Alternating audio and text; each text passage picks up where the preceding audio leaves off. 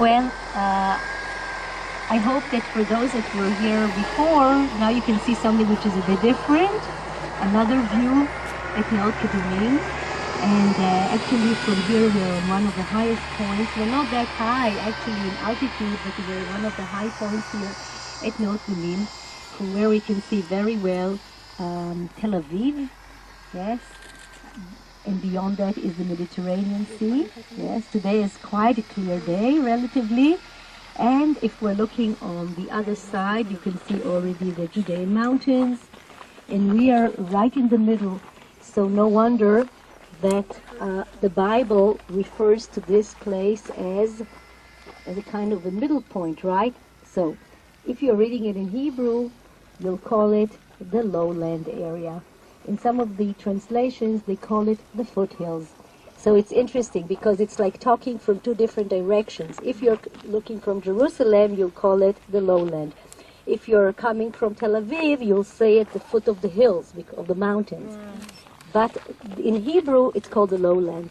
So you can see how the focus is Jerusalem, because it's only someone from Jerusalem who will call this area the lowland. And this is where we are right now, the lowland area. The Bible tells us that at the lowland area, David was a very good administrator. He divided the land into 12 parts. His son followed that, of course, Solomon. And in the lowland area, there was a man who was responsible for two kinds of produce. And those, we just passed them before because we brought them back to Neot Kedumim, the olives and the sycamore trees.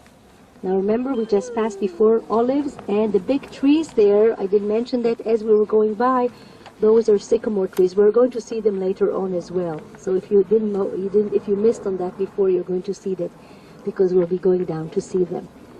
Okay, now you can see another of the pool, you see, that I was telling you about. This we call the Shepherd's Pool, and all of this area is actually dedicated to the Song of Songs. This is the Song of Songs part of Neot Kedumim, and we planted here many plants that are mentioned in the Song of Songs. And one of the important animal which is mentioned is the deer and the gazelle, right? So here you can see we brought them over here. This is a special kind of deer. It's called a fallow deer, and it used to be, and it's a kosher animal. The Bible talks about it as being a kosher animal. So it used to prevail, it used to be in the land, but in the 20th century it was already extinct. There were no more fallow deers, so they were brought, and believe it or not, they were brought from Persia, from Iran, but they were brought before the time of Khomeini. It was a special kind of arrangement with the Shah at that time, and he gave us those fallow deers. Would know how to, would know about astronomy. You didn't have to be a great astronomer, a very, very learned priest, Babylonian priest, in order to know the time of year. In fact, the best way to know what time of year it is if you're a farmer, and if you live in the land, and if you work the land, and you know what's happening, and you know where to spot the sun every day. So I'd like to show you first of all, how people would do it, but I'm looking for the sun, and the sun has disappeared. Okay, so I'm going to, what we have here is actually a modern way of measuring, but from this you will see how people used to measure in ancient times. This is good. I have to use a sophisticated thing to show you how people in ancient times used to know what to do. Okay? So, yes, sometimes we have to go reverse, right? We know how to drive a car, we forgot how to walk. So the same thing. We know how to look at very sophisticated sundials, and we know how to construct them, but we just don't know that we can look at the landscape and see the same thing. So we're going to do it this way. Is the sun already coming? Well, if I were Joshua, and by the way, we're not far from where that miracle happened. We're actually on that very same area where Joshua asked the sun to stay there in Gibeon and the moon in Ayalon. We're exactly on that road. But right now we want it to move. Yes, we do. So sun, clouds, we only wanted the clouds to move. Anyway, so the idea is this. We have here a kind of a measuring, we have here the months of the year. So we have here January, February, you go with me,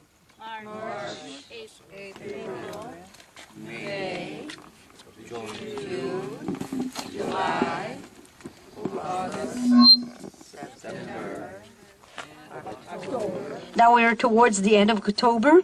This is already November. So I have to be standing somewhere here, okay? And, okay, so I'm standing around here. And the sun is over there. The sun is over there. So sun, come on, come out. The sun, as you can see, is over there. So my shadow should be where? Something around here. What time is it now?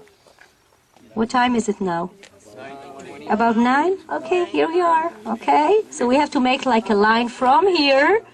Make a line from here and over here, and we get you the right time. Okay, so right. So this is just a kind of a human clock. You can, if you make it at home, you can look at the time, and your shadow decides on the time. So this is just a fun thing, but. Yeah, now if you're looking, you're stepping on those fig leaves. Okay, here it is. So am I standing on the right place, more or less? Yes? Okay. So it's between 9 and 10. As to the accuracy, there are a few things that have to be changed and so on. But anyway, we're more or less on the right time. You can see that we're at the right time. Now, all the leaves actually are the hours of the day. And here we have the months. And the red color actually tells us some significant dates of the year. And what are the significant dates? Around the time of December, we have what is known as the shortest day. Yes, it's the solstice, it's called, and it's the shortest day. When is it exactly? December 21. Then we have the longest day, which is in June, 21st of June. And then we have the equinox, which is here. And I marked more or less two. One is the equinox that we have, which is in the autumn, which is 21st of September. And then we have the 21st of March. And those are the two equinox. Okay, so we mark them here. Now we're going to turn and become farmers. Okay, so what I need is, if you can make a bigger circle, do you really need this? Do you need one? Yeah, you do? Really? Wow, it's okay. So why do I need, if you can just step a little bit off, because I want to show you how you could just be a farmer that never moved from this 1 inch from this place, and you know everything about the calendar. Okay, so as you already saw, the sun is over there, and it is on this particular date, and okay, and we know how to figure out where the sun is. Let us look what is happening on the shortest day of the year. On the shortest day of the year, when does the sun usually come up on the shortest day of the year? Around, we can say. A little after 6. Okay, I think even a little. Let's 6:30. to make it easier, let's say it's 7. Okay, let's say that it's 7. Can someone step here on number 7? Just stand on number 7 over there. This one? Yes. So, if I'm standing on the shortest day of the year, the sun is just coming up. At 7, at this place where you're now standing, we're going to have a shadow, right? Now, if we have a shadow over here, where is the sun? Where? Just point exactly where the sun is. Over there, right? Very, okay? The sun will be over there. So if this is north and this is south, the sun is going to be east, coming from the east, but on the line of north and south, it is over here. You're going to see in a minute what happens on the longest day of the year. Okay, so we already know that on the shortest, it's coming there. Let's look at the shortest day, at the longest day. The longest day, now the sun already, you can be at 5 o'clock, you have a sun, right? Okay, now you go to number 5. Okay, it means that the shadow is going to be like this. Where is the sun now? Where did the sun come out now? Over there, okay? So on the line, on this axis, we have in the summertime, the sun would be there. In the wintertime over there, summertime over there. We have a south, north axis. And on the equinox, let's say the sun really rises at 6 o'clock. You're stating now it's 6 o'clock. Where is the sun going to be coming from? Exactly there in the east. Okay? Now, we're looking now at look at the mountains. I'm a farmer. I've been living here. My father was living here. I've never moved 1 inch from here. I know those mountains so well. I know them. Oh, there is a new house that was built there. I know the mountains so well, and I know that when the sun is going to be behind that pine tree, one day, this is the equinox. And when the sun is going to be behind that big building over there, no. When the sun is going to be behind that building there, it's going to be the longest day. And on the shortest day, it's going to be there. In fact, this thing is the calendar. This silhouette is the calendar. Do you understand that? Remember what the Bible says? It's the luminaries that make the calendar. He gave the sun, the moon, and the stars for days and for seasons for Moedim. Okay? So a person who knows where the sun rises every day, and he knows it because he's been living here, he knows this is going to dictate to him what to do. He will know when he has to go up to Jerusalem because there is Passover. He will know when to go up to Jerusalem because it is Sukkot, right? He will know when he has to sow the barley, and when he has to sow the wheat and maybe the lentils, and when will be the time of the harvest of this and the other. In fact, he really doesn't have to go too far to ask the intelligent priest at the temple what he has to do, because the calendar is right here. Okay? So this is the point that I wanted to make about how people really did live by the calendar, and they knew and they did live by the luminaries. Now let's just have a look at this particular sundial. This is also this is a kind of a human sundial. It's a modern way of figuring it. But this is a very, very old one. In fact, if we're talking about Second Temple period, this would be the kind of sundial that was used in the time of the Second Temple. It is a kind of a cone. Let us go a little closer so we can have a look at it. This is divided into 12 sections. This is here a division into 12 sections. When the Bible is talking about a first hour and a second hour and a third hour and a fourth hour, remember when Jesus was crucified, what was the time of the crucifixion? 9. No, it was the third hour. It was the third hour. We translate it now as being 9 o'clock because from 6 to 7, 7 to 8, 8 to 9, it's really the third hour. And then on the cross, when does he die on the cross? Then it is the 9th hour, which is something between like 2 and 3, between 2 and 3, okay?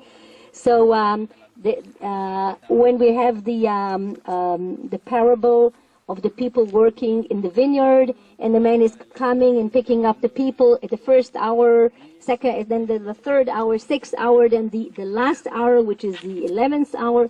This is what it's talking. This is what they were looking at. This is how they, sophisticated people used to have those kind of sundials. But this sundial is also a calendar, because this is called a gnomon, and the gnomon is sometimes long and sometimes short. Now it's getting to be shorter all the time because we're getting to have short days, so the gnomon is short. In fact, what you have to do is to mark a line here, which was done many times in ancient times. So they would mark, this is the equinox, and this is the short day, and this is the long day. So this kind of sundial was used not just to say for the hours, but also for the as a calendar. In fact, near the Western Wall, you know that they have a lot of digging that was going on there. They found tiny sundial there near one of the mikveh, near one of the ritual bath, and it was like a pocket kind of sundial, and there was a big equinox there, a very big equinox. So it is thought that maybe it was a priest, he went, or a person who just went to Jerusalem and wanted to purify himself before he came up to the temple area. and that was, he just lost it in the ritual bath in the mikveh. Okay, so this is as just that you know that people were aware of time. They knew how to measure time, whether it was a sophisticated instrument or just nature. People were aware of that. Ronnie, Okay? can you just say Yes. a few things in for that? So what we're debunking is two things to begin with. Number one, you probably heard people say, in ancient times they had no idea, they didn't know how to tell the day of equinox, which is utterly ridiculous. And the second thing is that equinox is from paganism. But as the Bible tells us, Genesis 1:14, that the calendar is by the luminaries, the sun, the moon, and the stars, and I'm sure Ronit will get into it, that we didn't start even getting into constellations that they knew also. But that's the reason why when they went from nomads to farmers, you know, the Bible says in Leviticus 25, you're not to sell your land. Because the point was for these people to be here forever, so their children and their children and their children would all know it. So like I said, we do it. You could lock me in a basement for 90 days. I'll know exactly the time of the year. As soon as I come out in our house, I could look where the sun is over a certain mountain, and I could tell you exactly the time of the year it is. Also, it says in Jack Finnegan's Bible Handbook of Chronology, coming from Josephus, that Solomon built the temple that only on the day of the equinox would the sun shine through the eastern gate. So they used it. It is not pagan. Ronit will get into it more of that. And that's just something that people who don't want to go by the biblical way of doing it, by the agricultural way, they just come up with something sidetracked from that, though. But clearly, ancient Israel and biblical times, they used the equinox. It was a way of knowing, and she'll tell, even the rabbinical used the equinox of knowing the turning of the year. You know, as it says, that the feasts are centered around that, the turning of the year. I think that the main issue about luminaries is how you treat them, whether it is something functional or whether you think they're gods. Yes. And I think this is the basic thing. If you think that it's something functional, you use it, and everybody used it. I mean, prehistorical man, everybody needed to use this as a kind of indication of time. From ever since man was on earth, he needed some indication when to do his, when to fish and when to sow and when to go with the herds. You need this as an indication. The thing is whether you're turning it into a god or not. So it's true that the Bible talks very little about it because, of course, all around people were making those luminaries into gods. But in the Bible, we definitely know that God created the sun and the luminaries, so there is no something as, you know, of them becoming gods, because there is only one God, okay? Yes. So, okay. And now I want to show you something that did go into paganism, but his son used it for someone else. His son wasn't pagan, his father was. I'm talking about Hezekiah. Hezekiah, remember, he was a good king, his father wasn't, and his father did something with a kind of a sundial that he may have used for idols, some kind of idol practices, not Hezekiah. So he did use a sundial that was made by his father, who may have used it for pagan practices, okay? But not Hezekiah. He used it for something else. We're just going to have a very, very quick look at Hezekiah's sundial now. That was actually adopted by Yigael Yadin, a very famous archaeologist, who thought, what was that story with Hezekiah? Remember that Hezekiah was about to die, and he was a good king. And then Isaiah says to him, okay, God will listen to your prayer. You're going to have 15 more years. And Hezekiah says, but I need a sign. I want to be sure. And God does provide him with a sign.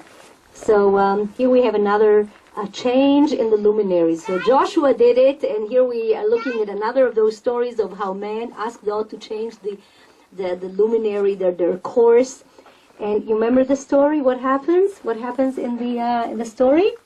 That the day was going on its way, and Hezekiah says, so what do you want to happen? What would you like to happen now with the day? Would you like it to go quicker, faster, or would you like it to go slower or reverse?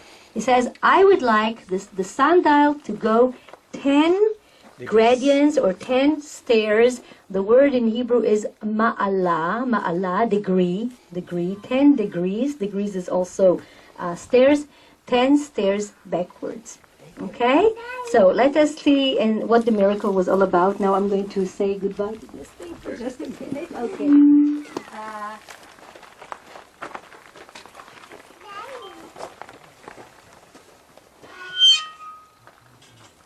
This is supposed to be the sun.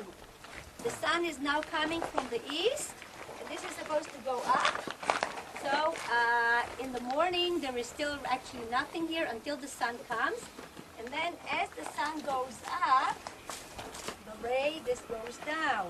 Okay, this goes down because the sun is now going up. This round thing is supposed to signify that. And we have here sun.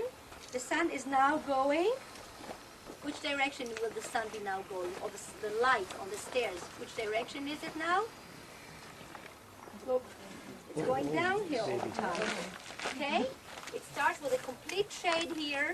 As the sun goes up, there is more light and more light and more light and more light. Right now, we have the light going till here. So this is more or less the third hour, isn't it? We're now between the third and the fourth hour, between 9 and 10 o'clock. Okay, this is okay. So this is it. It's going down, and then in the afternoon, the sun is going that direction. It's going down. So what's going to happen now to the shade is going to go. The shade is going to go up.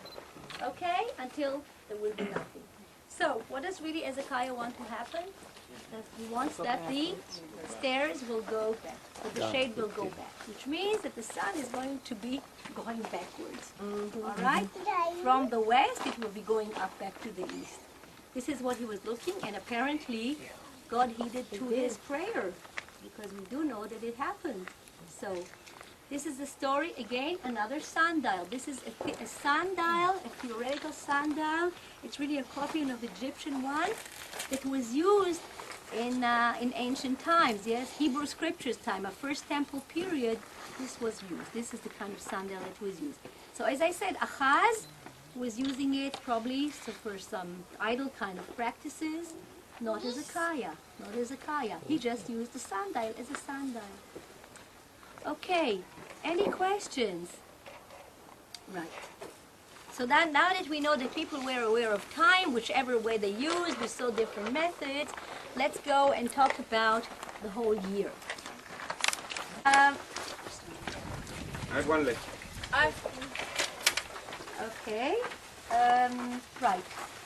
So what we have here is not a zodiac, the way you see in ancient synagogues. Maybe some of you saw ancient synagogues in the Galilee area where they have very artistic kind of zodiacs.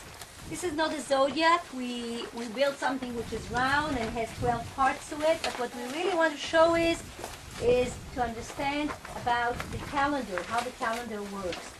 So we put in a static part. The static part is the Gregorian calendar, the calendar that we all use, January, February, etc. By the way, you know how this calendar came about, the Gregorian calendar? It's really Egyptian. It goes all the way to Egypt, who said we don't really want so many calculations, it's so difficult, we have the Nile, we know when the Nile comes. Let's just go and say that we have 365 days in a year, 360 days we divide by 12, so we get 30 days, and at the end of the year we celebrate 5 days, and this is when the Nile comes, and let's just make it easy for us. We don't want to do a lot of calculation. Okay, and then Julius Caesar, who was in Egypt, he saw how they were doing it, and in Rome and in Greece and everywhere, people were having their own calendars and their own calculations, and they never matched. He said, wow, what a great idea, I'm going to adopt this calendar. I'm going to use this calendar myself. But he made a bit of a reform, because if you don't have the quarter of a day, you're going to lose after some thousands of years, you're going to lag behind. So he did make a reform, and that is known as the Julian calendar, which is still used by the Orthodox churches. And this is why they have their holidays at a different day. There is about an 11-day difference or something like that between the Orthodox churches and the Western churches, because they are still using the Julian calendar. So a pope by the name of Gregorius, thinking now 16th century, again he said, we have to make a reform, it's a quarter, but then a quarter plus a few minutes and so on. let's make another reform. He makes another amendment, and this is the calendar that we have today, that we all of us are using, the general calendar, which of course will also have to be made a reform sometime, because it will not be going according to the seasons in a few years. But let's say it's a very efficient one. But that's not the calendar that was used in Israel. In Israel, there was a moon and the sun. The moon and the sun together that was used in order to adjust to the seasons. The Muslims, for example, have only a lunar calendar. Only lunar calendar. What happens to their holidays? You know what happens to their holidays? They can celebrate their holidays, the same holiday, once in the summer and once in the winter. Now, why is that? Because if you take 12 lunations, 12 times that the moon starts, the crescent, and then ends, it's about 28 to 29 days. Altogether, you get about 354 days in a year. 350, which means that every year you lose 11 days. After 3 years, you lose more than a month. After six years, it's already more than 2 months. So, okay, are you with me? Yes. On this kind of calculation? Yes. But their holidays really have nothing to do with nature, so it doesn't matter. They can celebrate. If it's not really, has nothing to do with bringing the barley at the right time, so it's okay. You can celebrate whenever you want. But we have a calendar that is based on the moon. We have 12 lunations, which we're losing every day, 11 days. What to do? You have to add a month sometime. But it's not exactly every 3 years, because 33 days. So today the Jews have a calculated calendar. Today there is a calculated calendar, and in that calculated calendar, it was really adopted in the 3rd, 4th century, and then there were more and more changes and so on until the 10th century. People just have to look at the calendar and say, okay, this year we add another month. Okay? In that way, more or less, you get your holiday to be in the right season. But it really has nothing, it's not really looking at nature. It's not really looking, but it's more or less all right. Now, I would like to explain why it was done. Why this kind of calculated calendar was actually done. Because around the 3rd centuries, the Jews no longer lived here. There was no longer temple. There was no center for the Jews. To keep the Jews together, if it's not land, it must be the time. And everybody's doing the same thing at the same time. Everybody has the same Sabbath and everybody has the same holiday. So it was started by a rabbi by the name of Hillel, who said, okay, we'll do it. It's a compromise. It's a compromise. It's not something that people think it's the best solution.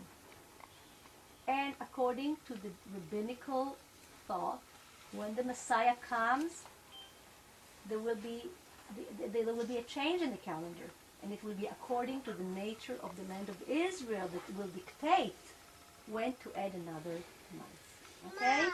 So I just want to make it understandable that everyone understands that this is regarded as a kind of compromise, because the Jews will disperse, and if Jews would not celebrate the holiday at the same time, then there will be no Jews actually, because everybody will be doing his own thing. Do you understand it? Because it's an important point, because many people in America believe, well, the Jewish people are doing this thousands of years, they must be right. But like Ronit said, this is not the calendar that was used in the Heronian times during the days of Yeshua. The calendar that the Jewish people are using today. And even the Sahedrin, the new Sahedrin today that started, they want to go back to the biblical calendar. They do, so it's important to understand that when you're trying to come to the truth, and then you make your own decision, but the fact of it is, the modern Jewish calendar started in the 3rd, 4th century to the 10th century. And like Ronit said, it's not a conspiracy. They were in diaspora. They were doing the best they could. They were not here, but it's not the biblical calendar. That's the only point. And they are saying, when the Messiah comes, there will be a return. But they're saying even before that, some of them in Sahedrin even now want to, if they can make, they want to make a monarch back. Yeah. If they could change and bring it here, but that's where everyone's searching to Okay. bring back the biblical agricultural calendar. So, so this is an important point to understand why there is kind of this a compromise of a calculated calendar, which more or less brings it to the reality, sometimes more and sometimes less, as we just pointed this year. This year there was actually no barley, which is important as essential this year, but the Jews did celebrate Passover. Do you hear that? Yeah. You hearing that? There was not barley here. There was no not barley. barley, and they called it the year. Okay, it was called so, because as I said, because they haven't made this change. By the way, there are lots of different changes that have to be made once there is a decision that there will be a Sanhedrin that will be able to take a responsibility. Yes. But at the moment, there are no such, Body. such a body that will take any kind of responsibility to change things that have been done for thousands of years. Anyway, let's look at the text that we have here. Or maybe before that, let me just go a little more into what we have here. So we talked about the static part. The static part, which is the Gregorian calendar. I'm sorry it's so dirty. I don't know what happened here. There was a wind or whatever. Looks a bit chaotic. And then we have here the 4 points. Those 4 cardinal points. What are they? What do you think they are? What are they? North, south. Harvest season? No. Those are actually more or less those cardinal points that we saw on the other calendar, right? The equinox, the two equinoxes, and then, yes. Now, we did try to put them in a nice way of also showing what are the things that you see in the season. But the whole idea of having 4 seasons is something that was imported from Europe. There are no 2 seasons in the Bible. The Bible talks only about winter and summer. Yes. So when we're in Second Temple period and later on read about 4 seasons, it's really important from Greece, Hellenistic culture. But the 4 cardinal points are still there. The 2 equinox, the 2 solstices are there. Those are important. We just saw them before. Okay. So this is the thing that has to be moved all the time because this is the Jewish calendar. Those are the Jewish months. And you know that today we use in the calendar, we use Babylonian words. Babylonian because Ezra and Nehemiah came back from Babylon, and many of the names of the months, the names are Babylonian names. Okay? So, what is the first month? Which is the first? The Bible talks about first month, second month. By the way, again, why doesn't the Bible? I mean, not later on. Ezra, Nehemiah, Haggai. This is the later part of the Hebrew scriptures. They are already using Babylonian names. But even with Solomon, we read 7 months, the months of Etanim, or the 6 months is Etanim, the 7 months is Bul. So those were probably Canaanite names. Yet the Bible doesn't give those names. That is not using. Why do you think the Bible is using numbers rather than names? Exactly. Because again, the names, probably the names, if it's called Etanim or Bul, which is really comparing it to first 6 months, 7 months, those were probably names of different idols. So the Bible doesn't want to use them. So it's using rather just the numerals, numbers. Later on, okay, so they adopted some of the names, of the Babylonian names, but it doesn't have to do any idol practice by that time, just using a name. It's like when we say January, what is it? Which god is it? Janus. And we say Mars. Mars is also, but we don't worship them. We just use the words without worshiping them. Same thing is what we have with Haggai, Malachi, toward the beginning of the Second Temple period. They don't worship the names; they just use the names. So we have, what is the first month? It's called Nisan. Nisan. It's a Babylonian name. It's called Nisan. Then we have Iyar, Sivan, Tammuz. Now what is God? That's a real important God. But they don't worship him anymore. But Tammuz was a very important God. But there is an injunction not to. Pardon? There is an injunction that Torah not to say the names of the gods of other nations. But that scripture actually means making a vow to. You couldn't read your Bible if you couldn't say the name of a pagan god. Literally, if you read it in Hebrew, it's saying not to make a vow. Yeah. When it's saying not to state the name of it. Because that's what you do. When you vow by the name of that. But it says neither is Elijah is talking about the Baal prophets. He has to use the word Baal. neither shall it be heard from their mouth. It says there. No, but that's what he's saying. He's saying when you, because remember the Bible where it talks about making a vow, when you make your vow to Yahweh one way, and if you don't, he's saying don't let it come out of your mouth that you're making a vow to this deity, because you couldn't read Scripture then, because the names of pagan deities are all in Scripture. So you could read it as you're saying, you know, that this false god Baal, Baali is the name for husband, you know, so, but you're not to make a vow. That's in Hebrew, that's the way it is. Some things in Hebrew don't translate exactly into English the right way, but that's what it's saying, making, that it's coming out of your lips as a vow to that deity. Okay, so we have, and then we have Av, and then we have Elul, and we have Tishrei, and Cheshvan, and Kislev, and Tevet, and Shvat. Sabatu was a very important god. Shvat, Sabatu, okay. And then we have Adar, Adaru. They're all Babylonian names, by the way. But before Second Temple period, just numerals. Okay. Now, I put here on the first page, you have here 3 different sources in which I put the order of the holidays. And the order of the holidays is the month of Aviv, and this is of course which feast is it? Which Passover. And then you have the Feast of Harvest. I pointed it in bold so you can see like how those 3 holidays are mentioned. And then the Feast of Harvest, the Feast of Ingathering. And then on the second source, observe the month of Aviv and keep it because this is when you came out of Egypt, and then you count 7 days and you have this Feast of Weeks. And then you observe the Feast of Tabernacles, 7th day, when thou gather thy corn and thy wine, thy from the vine, 3 times a year. So all the time it starts, the first month starts, when? When is the first month? Aviv. Aviv. So again, a point that has to be made. Today in Judaism, the first month that we celebrate as Jews is which month? Tishrei. Tishrei. Okay. Why? Pardon?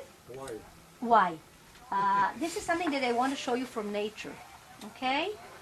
Yeah, everybody knows it's a 7 months, but the celebration is really from there. And I'm going to show you, and you don't have to accept it, of course, but I just want to show you the agricultural logic behind it.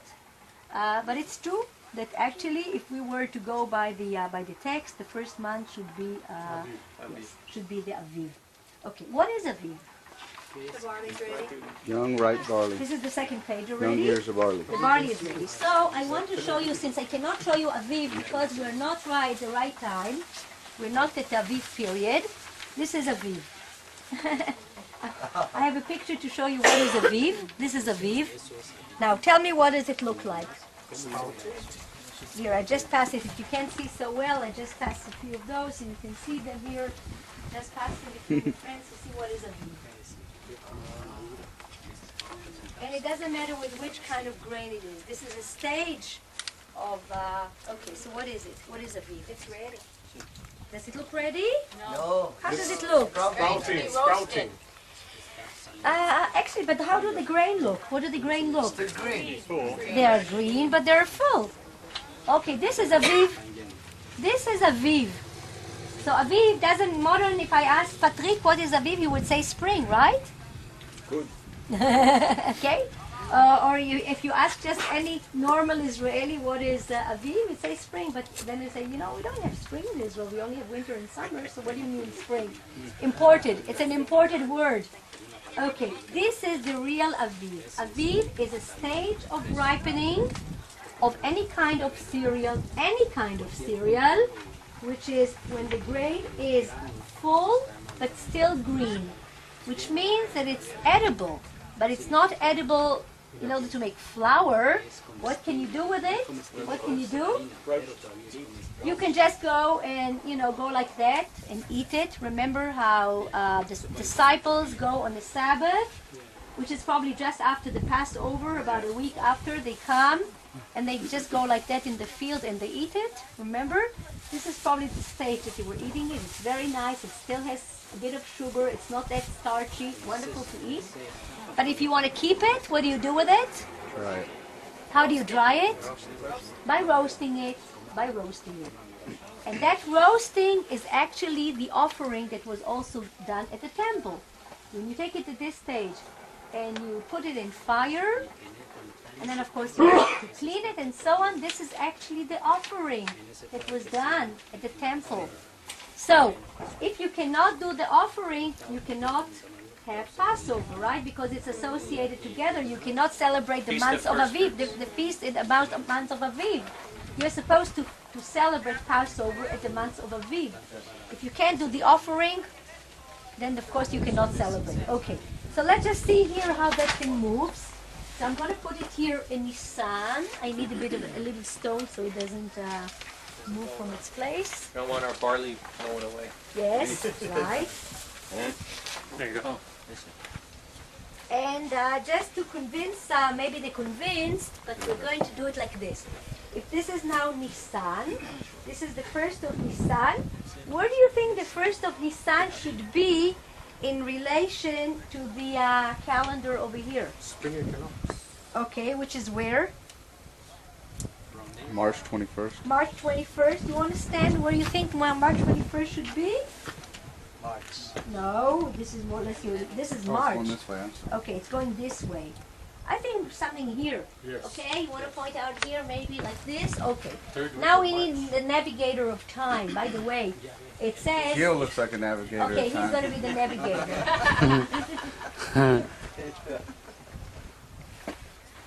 Okay, so you're going this way now. No, the other way. Go the whole I'm getting circle over seasick. here. And now you tell us where he has to move his foot. As you know, it's 11 days shorter. 12 lunations are 11 days shorter. So at the end of it, where should be the 1st of Nisan?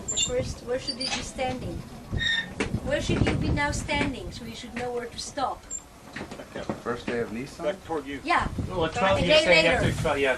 And 12 then- you'd be 1 month earlier. No, not 1 month. 11 Oh, 11 days. Only 11 days. So from March 21st, you're going now March 10th. to March 10th because the year is a little shorter, right? So go to March 10th. Put your finger there. You should know when to stop. Okay? Okay, we still have our barley there. We want it to be green and full. Okay?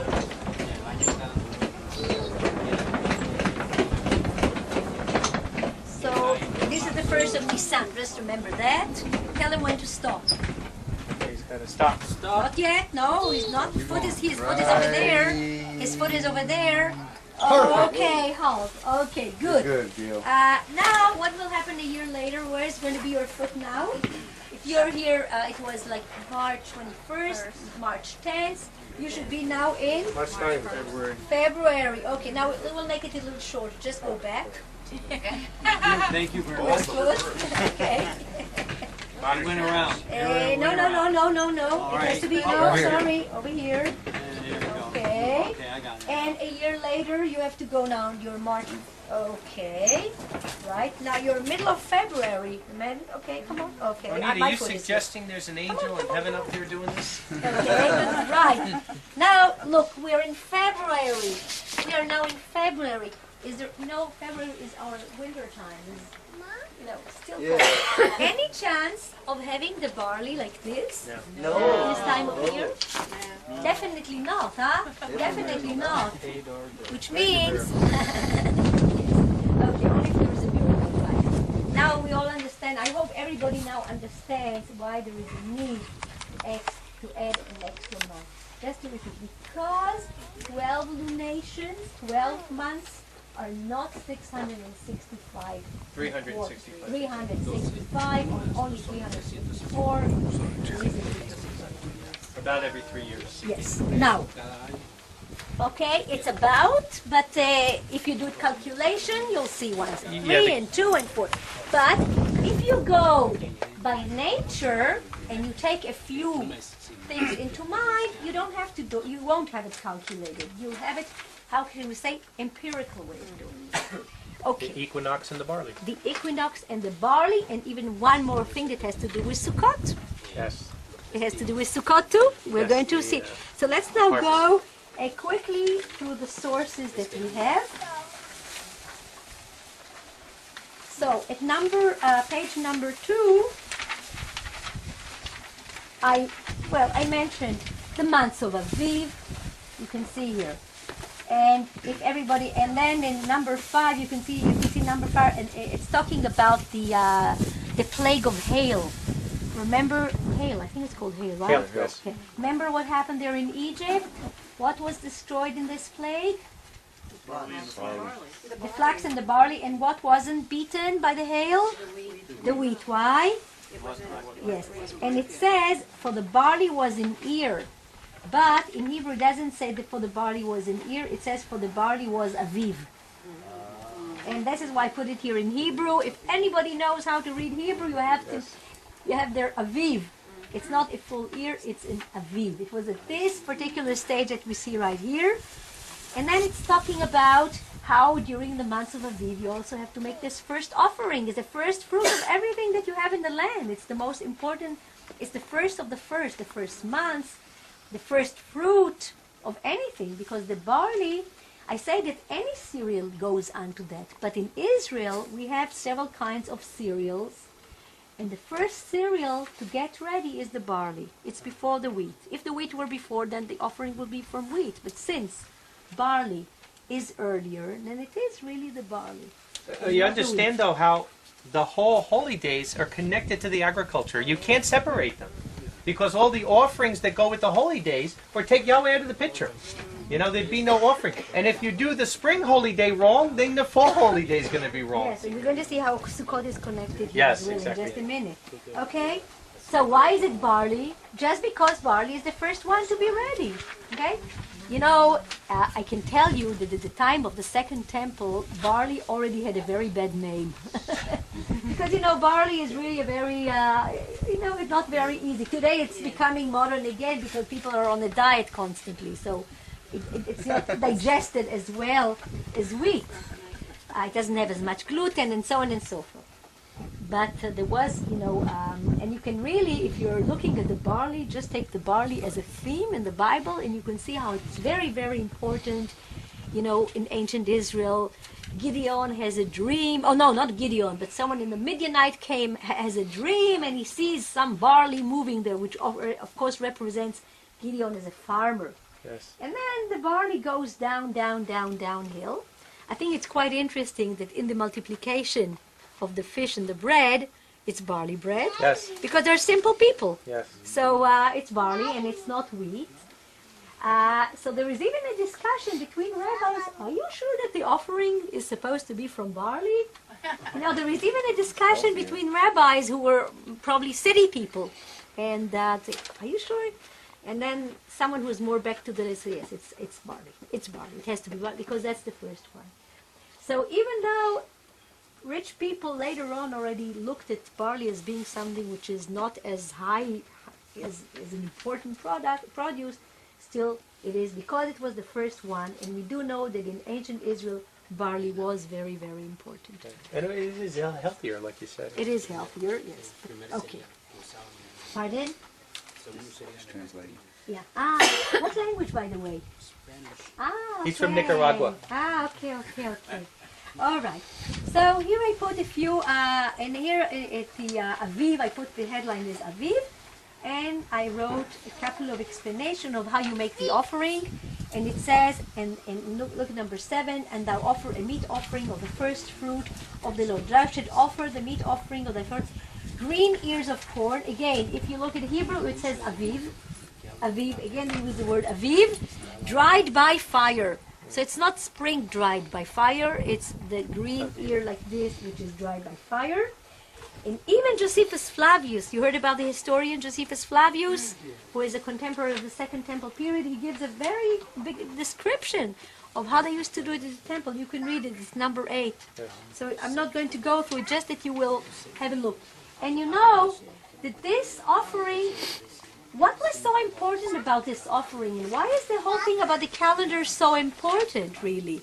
Because until you make this offering, people were not really allowed to eat the produce of their land. Yes. They're not allowed to eat. And the Bible goes into 3 degrees of what you will not eat to make sure that people don't eat anything of their land. And it says, if you look at number 9, until the very day, until they have brought the offering of your God, you shall not eat no bread, which is the more sophisticated, you already need to have flour, or kali. Kali is when you take the yellow grain and you put them in and you roast them in fire, or carmel. And carmel is exactly the green one that you put in fire. So if a person says, okay, I won't eat bread, but can I make kali? No. Can I eat carmel? Just those green things, you know, I go here in the field, I eat them. No. Until the offering is not made, you're not allowed to eat it. Now this is quite difficult. Now this is the point where you can't just have a handful. I'm coming up to this point. Now this is very difficult. Let's say, you know, Israel is varied. We have such different climates, such a small country, but we have such varied climates. You're in Jerusalem and you're in Jericho.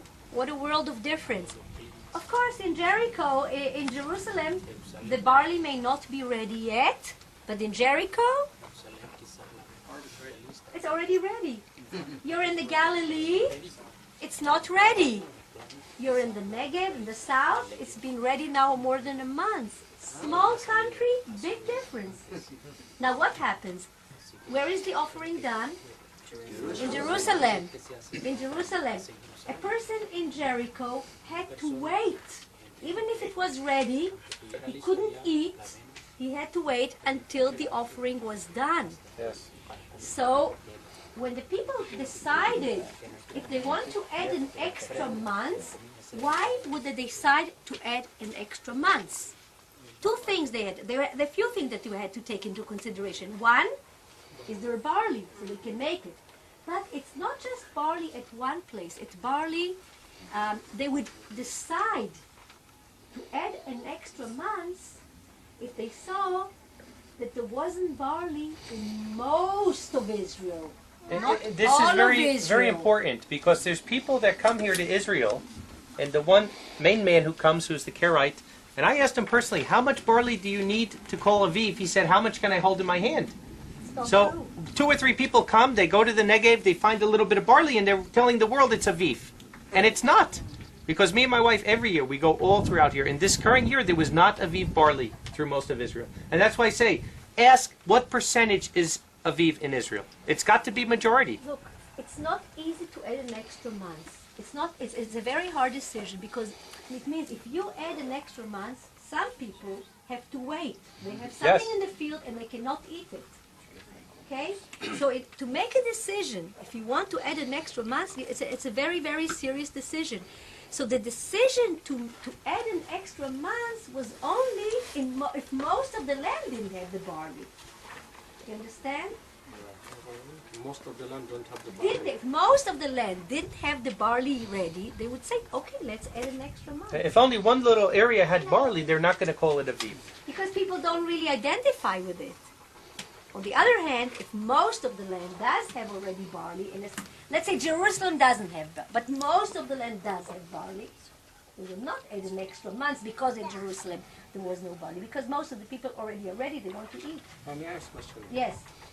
You mentioned most of the land. What land are you referring to? I'm The referring land of Israel. the land of Yeah, Israel. but in the ancient time, Jordan was part of the land Yes, of Israel. Jordan too. So they When have I'm the barley. when I'm talking about those considerations, I'm really looking at a very, very serious description of it, which is in the Jewish oral tradition.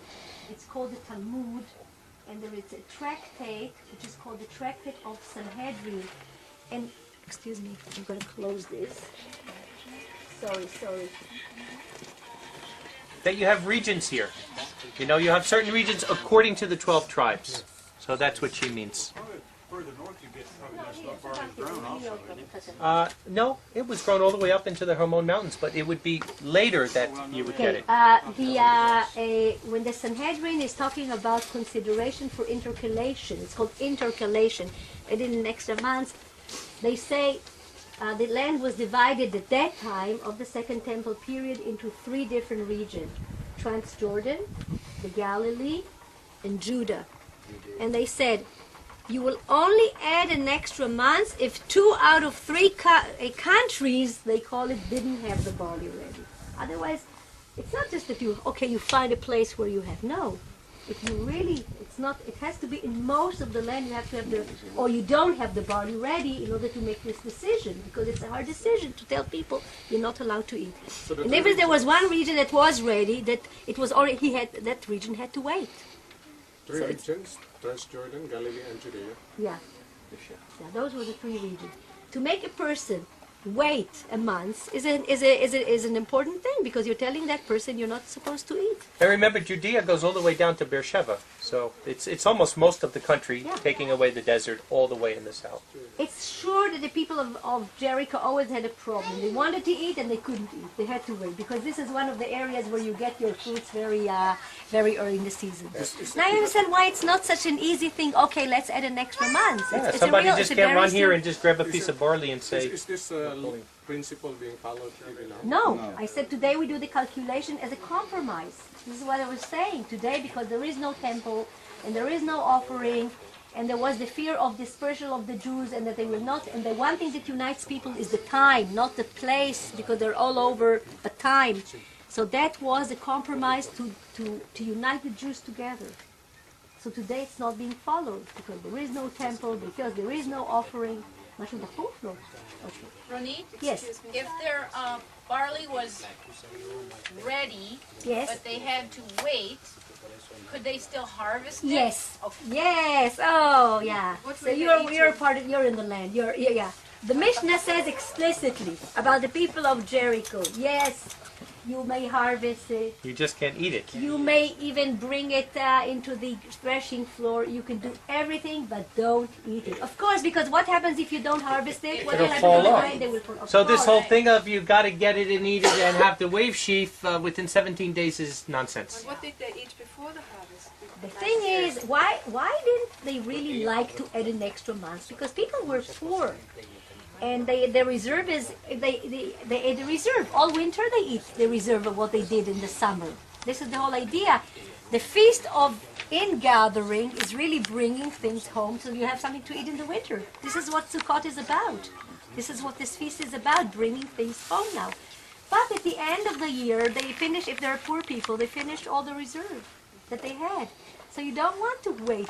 Poor people cannot wait. So you can see how the people of Jericho were all, probably they always had the big trouble. So what if all of the barley was ready and it wasn't the equinox? They still waited for the equinox? Okay. So now I'm going to tell you about 2 and 3. Okay. So I'm going to tell you how it was, how the Sanhedrin used to do it. They had 3 considerations, and they needed to have 2 out of 3. So I'm going to tell you now this one. And now let's read the one at the bottom. Our rabbis taught, a year may be intercalated on 3 grounds. It's at the bottom of page 2. Bottom page 2? Yes. Okay. On account of the premature corn crops, which means if the barley is not yet aviv, this is one consideration, or that of the fruit trees, going to come into bed, or on account of the latest of the tekufa. Tekufa means equinox. So the rabbis, they used to talk about 3 kind of considerations, and they needed to have 2 out of 3 to say, okay, we're going to add an extra month. So a very, very important factor is, of course, the barley. The barley is not yet ready, no possibility to make the offering. We will add an extra month, but that was not enough. They are looking at the, at the silhouette. They're saying, okay, there is no equinox. Now the equinox should be, according to what they say, before the first day of Nisan. We just put it on the 21st. It should be here or even before that. The equinox should fall before the 1st of Nisan, even. Okay? Not here. Here. Before the 1st of... So if the equinox falls here, that's too late already. That's too late. By the way, I can tell you that in the calculations that we do today, sometimes the equinox does fall here. Okay? Already in the month of Nisan, and not before the month of Nisan. Although the Sanhedrin said explicitly the equinox has to fall before Nisan. or the first of Nisan or before Nisan. Again, because of the calculation, sometimes happens. I think this year I think it was the equinox was during Nisan, wasn't it? Yes, Was but during but Nisan. remember what Ronit is telling you, what she's reading from the Mishnah is post. This is going like 3rd, 4th century when they're in diaspora and they're trying to figure out the best way to keep it. But if you look at from 1st century or even before the measurement, it wasn't a sheaf they were waving, it was a measurement. So it doesn't matter if it's harvested or not. So the barley could be ready even up to 3 weeks or so beforehand, before the equinox, and it wouldn't make a difference. You'll still have your wave sheaf, you know. But if you start the year before the equinox, you're starting it in winter. You're not starting it in yeah. And you could wind up having 2 Passovers in the same year. And they've done that. Yeah, exactly. Because the Jewish people, post and pre, like Ronit said, they believe the equinox is the dividing of the year from summer to winter. That's everybody from ancient times. Always believed that. But today they don't. Today, no, because it's done only according to the It's the calculation. from the diaspora. It's the calculation. No. Today, as I said, it's only the calculation, and sometimes it happens that the equinox will fall within Nisan, within the first month. Yes. It doesn't happen. It doesn't happen. Okay. So before the equinox will always be before or after? Always before. Always at the first day of Nisan or even before. That was in what year? Like this year, it fell This year, like 3 this year, days because after. we do not look at those It's only according to the calculation. It does happen that we have the equinox within the months of Nisan, within the month. Something that even here we say, no, it shouldn't be. It should be before. Okay? What is the correct rule? I said the correct look. If we're looking by the Bible, by the scripture, it should be before. It should be first of Nisan or even before that. That's the equinox. The equinox should be here or before. The equinox is the last day of the year. It's the changing from winter to summer. And if not, you add an extra month, the 13th month. Now, today it's not being followed, and I already explained why. Because it's not really looking at all at those considerations. It's only about mathematical calculation, which statistically give it to the right point. So the correct rule should be equinox must be. At the first day of the first month, or even before that. So Nisan 1 cannot begin before the equinox. That's right. Exactly. This is the point. And this is what they say here. And then they give a third consideration. So the celebration of the Jewish people for Sukkot was wrong. Yeah. According to what is written here. I'm asking this because this is a Yes, heated topic for discussion in our country. Yes. It's a very heated But discussion. I already explained why this. Yes. I tried to explain to you how it came about as a compromise of how to keep people together when you have no internet and you And you're have just out a of the calendar to keep people But together. I don't see the reason why a compromise should follow the wrong rule. No. They weren't compromising. It's just like us. We're in diaspora 2,700 years. We're not here. We didn't understand it. We're only now learning this. It's the same. The Jewish people are in diaspora and trying to figure out how not to lose their identity. The modern Sanhedrin that was just claimed, they're trying to go back to this. They only made the Sanhedrin a couple of years ago. So it's a work in progress. So no one's trying to do it wrong. All we're trying to do here is show you the biblical way. That's what we're trying to do. And also to understand, sometimes you want to think what is more important, that everybody keeps something in a different way. Exactly. And you know how hard it would be for Judaism worldwide to make changes without an authoritative body to make that change? It's not easy. So are the Orthodox eyes starting to be open to? Well, they needing to understand it. change They're trying to get back to the biblical the same way we are. It's a work in progress. Okay, but there is another, as you can see, there are 3 considerations if you are going to add. If you don't have the barley ready for the offering, if the equinox is late, and the third thing which is taking into consideration, it says here, it's talking about fruit trees. Now, in March, if you think about biblical fruit trees, not about the oranges that were brought much, much, much later, or avocados and Bananas. things like that, the bananas that grow here in winter, are there any fruits on the trees? You know what are the 7 species? What we're talking about? We're talking about wheat and barley. Dates, barley, grapes, And we're olive, talking figs, about pomegranates. grapes. Any grapes in March? No. Nothing, nada. I can say that. Figs? Nothing, hardly any leaves. What about pomegranates? Nothing to talk about.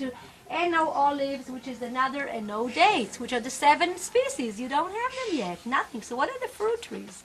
How come? Okay. So the Sanhedrin used to have open eyes and probably had a lot of people sent out in the country.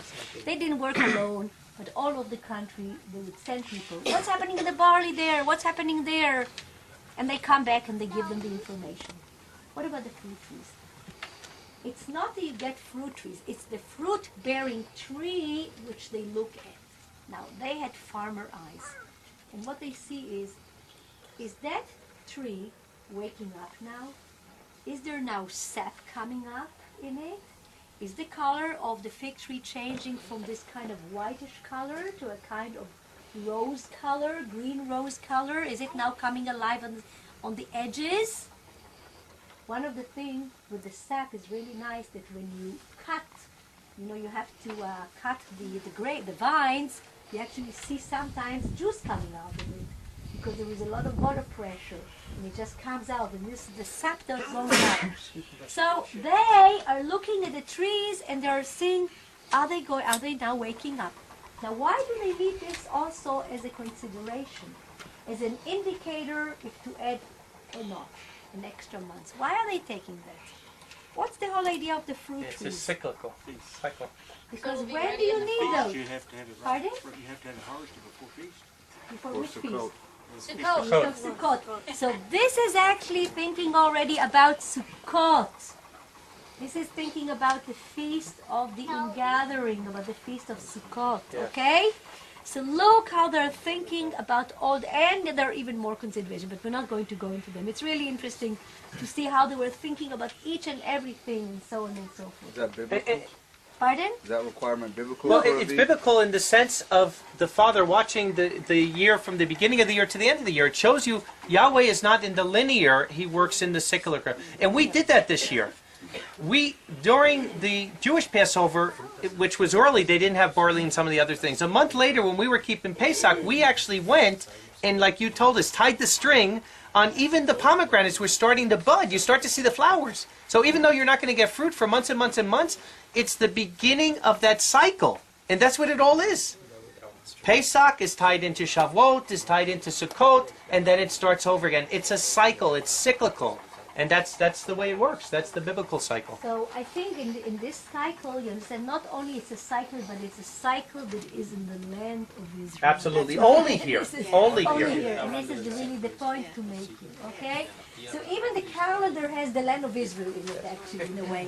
The calendar is tied to the land of Israel. It's not like you can celebrate whenever you want, like in the Muslim calendar. No, it has to be with the land of Israel. But it shows you why barley can not only be the determining factor to start your year, because they weren't here since creation. So when Noah's on the ark, he's not in Israel planting barley. So there's got to be other considerations. So like Ronit said, the equinox, the barley, and then it's not technically biblical, but it is biblical in the way of looking at the fruit trees also. It was just a way for them to be sure in their mind. But yes. I have a question to the beginning of the year. How long, in average, did it take for the people from different regions to come up to the feast? If they came from Yes, very- at least a month. A month. Sometimes So it how would would take they do it with it would take a month. Yeah. how would they do it with the extra months? They get they get the information. Okay, we don't have an extra month. Yes. Let's yes. run. There is for a it. very beautiful part in the. Okay, I'll tell you. I can even say how they were very smart in the way that they talked to the people, because when the people came, especially Passover, what was the most important thing for them to do? Let's say for a common person, what did he want to do in Passover in Jerusalem? To sacrifice the lamb. He's going to have a wonderful meal, So there is even a letter that the Sanhedrin sent to their people, to our friends in Babylon and in Madai. We hope that you're all healthy and feel and are feeling well. Well, we would like to tell you that the Aviv is not yet ready, and that the sheep are very small. And so we have decided that we're going to add an extra month. Now they don't talk about equinox because at first for him it's not really important. What is important for him is to know, is he going to see the offering being made, and is he going to have a nice fat, meal when he's coming all the way up there. So we have a letter there. It's a beautiful letter, and talking to the people, explaining to them why they've decided that they're going to add an extra month. So within Israel, they would need up to a month. Yes, from the because north. sometimes Would be the longest. I would even think I less would than say that. the longest would be a month. The longest would be a month. So then they would, and therefore the month of Adar, this month, was a very busy one. They would have to send a lot of people. They would have to prepare all those ovens.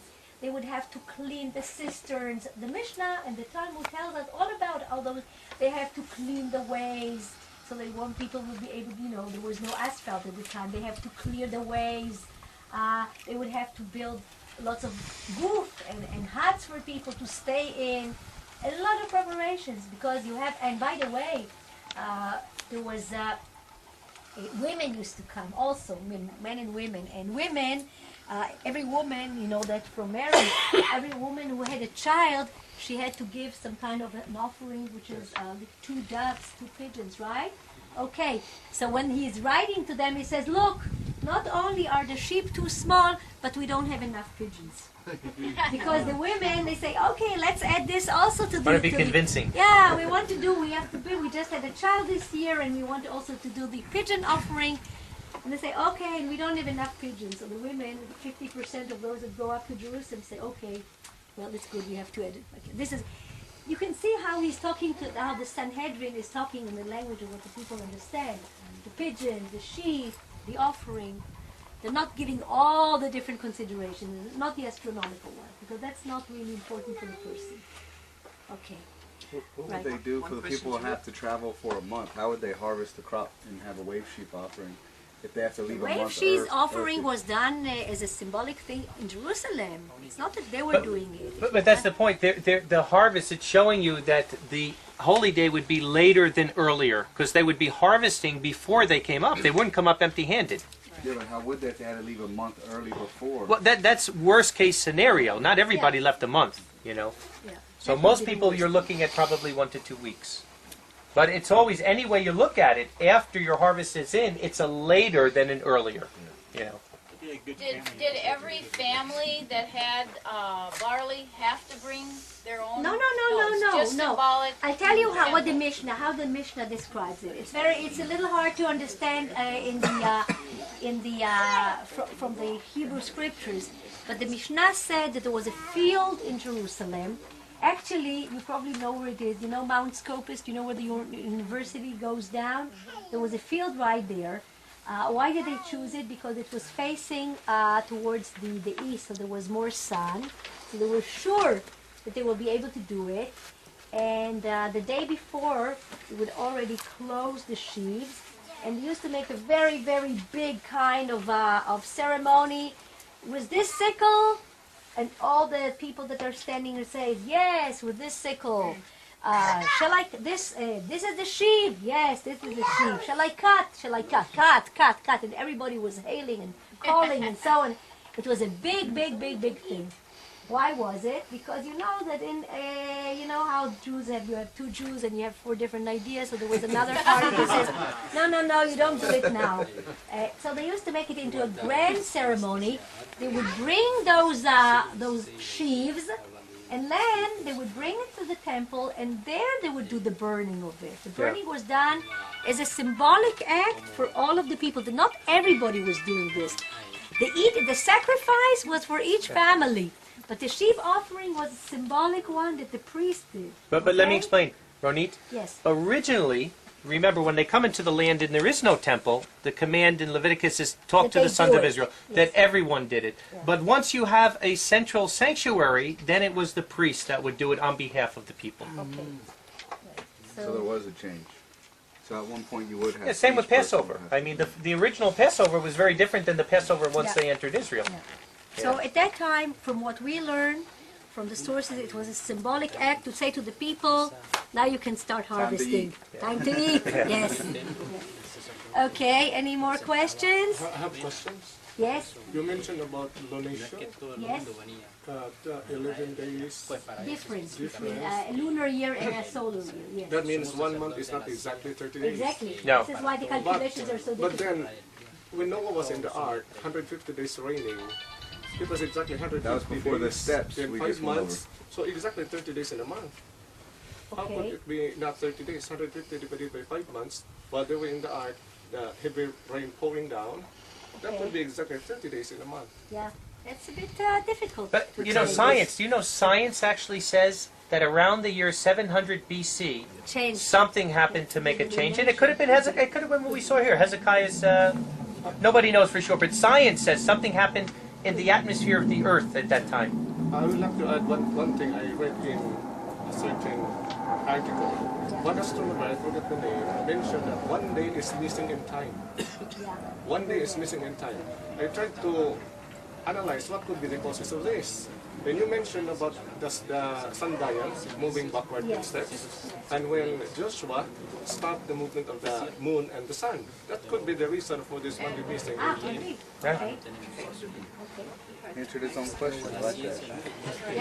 Yeah. She heard that in a certain article. Okay. Yes, another question? The astronomer was an atheist.